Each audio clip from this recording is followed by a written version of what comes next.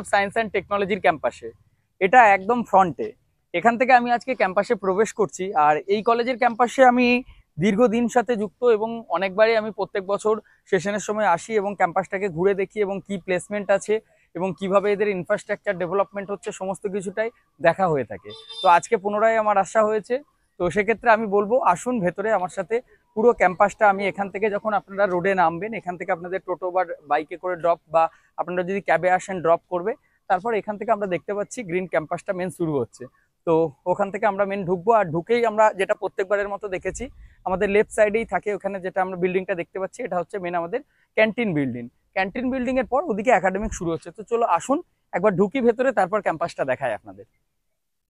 তো এরপর ঢুকেছি একদম ক্যাম্পাসের ভেতরে, আর প্রবেশ করার পরই সেই ক্যান্টিন বিল্ডিং। আসুন আসুন, আপনারাও আসুন, ভার্চুয়ালি পুরো ক্যাম্পাসটার ভিউ দেখাচ্ছি, দেখলেই বুঝতে পারবেন।